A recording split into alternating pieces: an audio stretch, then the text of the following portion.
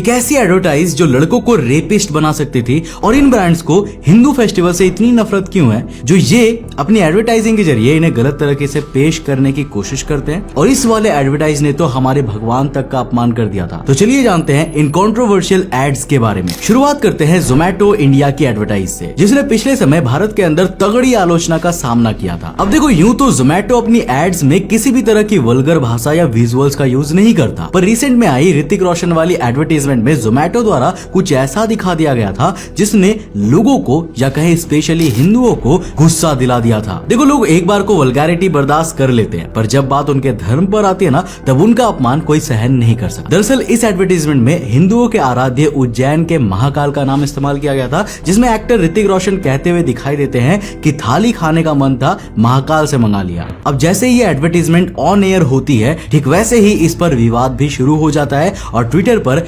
#Boycott Zomato trend करने लगता है। जिसके बाद जोमैटो वाले इस एडवर्टाइज को ये कहते हुए वापस ले लेते हैं कि उन्होंने यहाँ भगवान महाकाल की बात नहीं करी है, बल्कि वो तो यहाँ उज्जैन के महाकाल रेस्टोरेंट को रेफर कर रहे थे। खैर, यहाँ पर एक बहुत बड़ी मिसअंडरस्टैंडिंग हो गई थी, जिस कारण से जोमैटो को बहुत सारी कंट्रोवर्सीज झेलनी पड़ी। और इन सब के कारण ना, जब ये एडवर्टाइज हट भी गई ना, तब भी लोगों का जोमैटो पर गुस्सा शांत नहीं हुआ और वो जोमैटो के साथ साथ ऋतिक रोशन से भी माफी की डिमांड करने लगे। जिसके बाद ऋतिक रोशन ने भी एक ट्वीट के जरिए सबसे माफी मांगी। अब यार, ये एडवर्टाइजमेंट के जरिए ना हिंदू देवताओं और हिंदू त्योहारों का मजाक बनाना एक ट्रेंड सा हो गया है। मतलब देखो, एक दो बार ऐसा हुआ तो इसे गलती समझी जा सकती है, पर ऐसा तो अक्सर होता ही रहता है। साल 2021 में आई मान्यवर एंड मोहे की एडवर्टाइजमेंट को ही ले लीजिए, जिसको आलिया भट्ट ने किया था। अब देखो, मान्यवर वाले तो कहते हैं कि उन्होंने इस एडवर्टाइजमेंट को ट्रेडिशन वही सोच नहीं की टैगलाइन के साथ बनाया था, लेकिन ज्यादातर लोगों के मुताबिक इसकी असलियत कुछ और ही थी। माना जाता है कि इस एडवर्टाइज से भी हिंदुओं के रीति रिवाजों को टारगेट करते हुए कन्यादान के महत्व को गलत ढंग से पेश किया गया था। इस एडवर्टाइज में आलिया भट्ट एक शादी के मंडप के नीचे बैठती हुई दिखाई देती है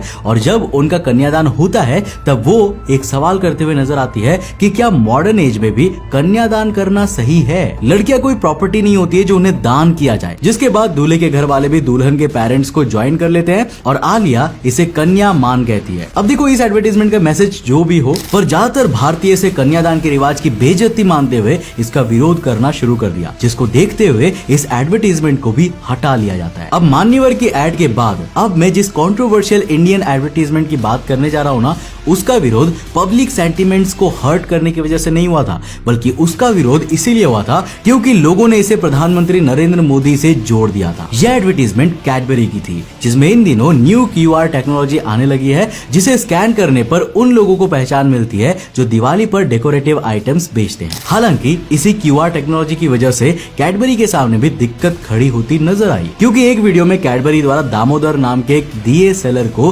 प्रेजेंट किया गया। अब वैसे तो इसमें कोई दिक्कत वाली बात नहीं थी, पर फिर भी इसे देखकर नरेंद्र मोदी जी के समर्थक ट्रिगर हो गए। उन्होंने इसे पीएम मोदी के पिताजी और चाय बेचने के प्रोफेशन से जोड़कर देख लिया। दरअसल पीएम मोदी के पिताजी का नाम दामोदर मोदी था और पीएम मोदी बचपन में चाय बेचा करते थे, जिसको लेकर कई बार उनके विरोधी उनका मजाक उड़ाते रहते हैं। और यही वजह थी कि जब लोगों ने दामोदर नाम के व्यक्ति को वीडियो में देखा तो वो इस एड पर भड़क उठे। वैसे आपका इस पर क्या राय है, मुझे नीचे कॉमेंट करके जरूर बताना। इस अगली एडवर्टाइजमेंट में भी हिंदू त्योहारों को टारगेट किया गया था और यही कारण था कि इसे भी कंट्रोवर्सीज के बाद वापस लिया गया। बात है साल 2021 की, जब डाबर का फैम ब्लीच द्वारा एक एडवर्टाइज पब्लिश किया गया, जिसमें थीम हिंदू फेस्टिवल करवा चौथ पर बेस्ड थी। करवा चौथ बेसिकली हिंदू महिलाएं मनाती है, जिसमें वो अपने पति की लंबी उम्र के लिए व्रत रखती है और बाद में चांद को देखकर पति के सामने ही उस व्रत को खोलती है। लेकिन यार, इस फेम ब्लीच के एडवर्टाइजमेंट में एक ट्विस्ट था, क्योंकि इसका सीन पति पत्नी के संबंध को नहीं दिखा रहा था, बल्कि ये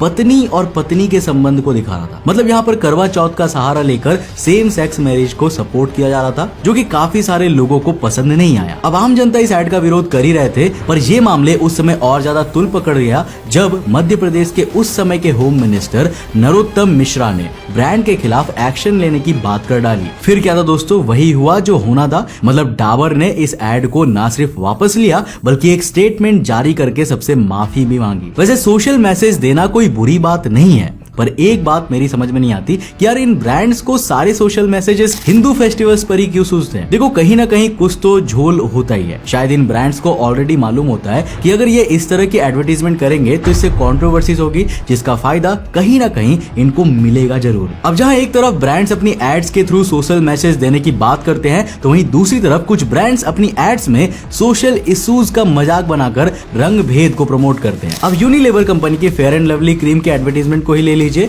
जो खुलेआम काली और सांवले स्किन वालों का अपमान करती रहती थी। इसके एडवर्टीजमेंट में सांवले रंग वाली लड़कियों को ऐसे प्रेजेंट किया जाता था जैसे उनका सोसाइटी में कोई वजूद ही नहीं है, और अगर वो लड़कियां फेयर एंड लवली क्रीम लगाई तो उनका स्किन कलर बहुत गोरा हो जाएगा, जिसके बाद उन्हें हर कोई पसंद करेगा। अब दोस्तों ये तो सरासर रंग भेद को बढ़ावा देना है, और इस पर तो विवाद होना लाजमी था, जो कि इस हद तक बढ़ गया ना कि लोगों ने उस समय एडवर्टीजमेंट करने वाली एक्ट्रेस यामी गौतम को भी आड़े हाथों में ले लिया। खैर देर आए दुरुस्त आए, क्योंकि जब कंपनी ने अपनी एड का विरोध होते हुए देखा तब उनके द्वारा न सिर्फ एड को वापस लिया गया बल्कि माफी भी मांगी गई। हालांकि विरोध करने वालों का मन इतने से भी नहीं भरा और वो फेयर एंड लवली का नाम चेंज करवाने पर उतारू हो गए, जिसके बाद फेयर एंड लवली का नाम बदलकर ग्लो एंड लवली कर दिया गया। और आपने इस बात को नोटिस किया होगा कि अभी इस प्रोडक्ट का नाम चेंज हो चुका है। अब सबसे आखिर में बात करते हैं एक ऐसी एडवर्टीजमेंट के बारे में जो मेरे अकॉर्डिंग अब तक की सबसे बेहूदी एड है, और इस पर तो विवाद खड़ा होना लाजमी है यार। देखो इस एड के आने के पहले ना कोई भी लेयर्स शॉट की बात तक नहीं करता था, पर बाद में इसका इम्पैक्ट कुछ ऐसा हुआ था